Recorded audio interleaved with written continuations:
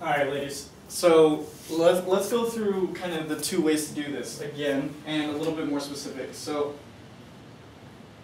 what we have to do first is try to find your average amount of calories for the week. Okay, and we have to make sure that we take into account what you might do on the weekends to cheat.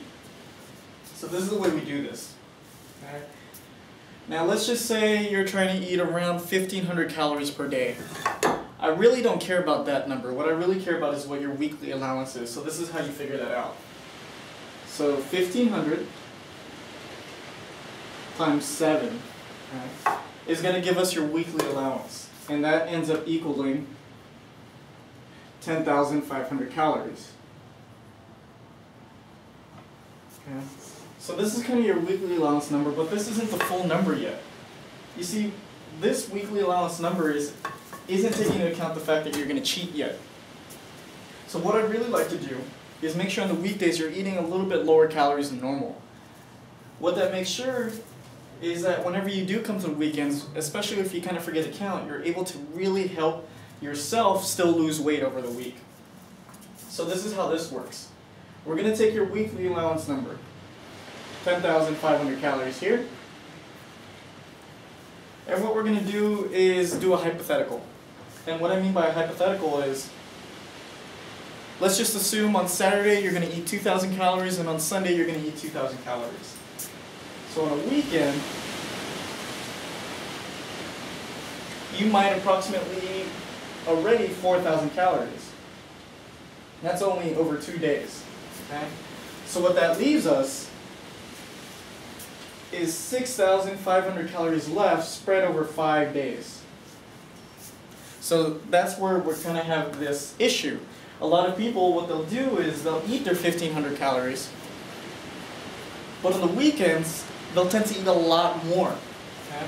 So they'll tend to eat 2,000 on one day, 2,000 on another, and then they have a hard time losing that weight. What we have to do is figure out a daily number, whether that's an average or whether that's a total, that basically is lower than your average but still will allow you to cheat. Okay? So the 6,500, what we do have now is 2 remaining days, or 5 remaining days that are left for the weekdays. So we have to divide this number by 5 to figure out what's left. Okay? So basically that gives you an average of 1,300 calories. So if we're just dealing with averages, so if we're just making sure you don't go over a certain number per day, instead of 1,500 calories, your daily average, we actually want to be 1,300 calories. Okay? So this is part 1. This is if you have an easy time kind of following daily averages, if you really are good at making sure that you're not eating over that. Now the dilemma lies in the fact that if you aren't losing weight, you aren't losing inches, so forth and so on, based on following your daily number, most likely there's 2 things you're doing.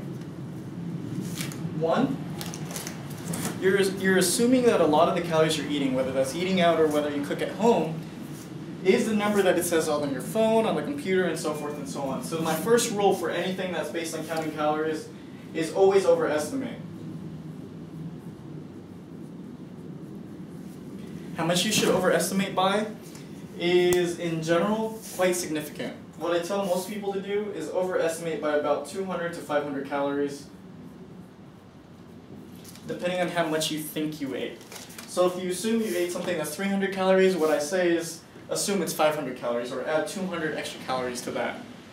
I read an article on Men's Health that literally went over some of the meals, even like the Chevy's chips and salsa. It said it was approximately like 300, 400 calories. It ended up being something like 1,000 to 1,200 calories or so. So it gives you an idea that a lot of the things, even on those menus that you read on the restaurants, what they're trying to do is kind of shoot for a lower number and try to figure out, well, let's pretend this person ate a smaller amount, but what you should actually try to do is assume that you're eating a larger amount than what you're going to do. What this is going to do is speed up and make sure that your weight loss is way more rapid, and really make sure your numbers are more accurate. What I also tell most people to do is don't include your workout. And there's a reason why we haven't talked about the burn here, or the calories from your burn and how much you should eat extra. The reason why is most people overestimate their workout. So they think that they burned something around the lines of 1,000 calories, and then what they end up doing is saying, okay, I can get away with eating the burger, they can get away with eating the fries, the extra cheat meals on that day. The issue is most workouts really only burn 300 to 400 calories. Okay? And I might be undershooting this number, I might be overshooting this number depending on your workout, but I want you to assume that it's that low. This really ends up being about one large soda, give or take, a small fry, a small burger, like literally from McDonald's. So think about it that way. It's much harder to burn the food that you eat, so really make sure you don't even worry about it. What we want to do here is make sure that if you're doing the daily averages, again, overestimate, and don't even worry about the workout. Don't assume that your workout is really helping you lose weight. What it's really there to do is help you kind of make those muscles, slim them down, help you burn more in terms of your resting metabolism. But you don't have to worry about that right now. What we want you to worry about is making sure you're doing some form of diet that's really helping you lose weight every week. If you're not losing weight every week, there's either an issue per day with how much you're eating, or whenever you're doing your food log, you're underestimating the food you're eating, so really make sure you're overestimating again. Okay, so this is if you're doing those daily averages.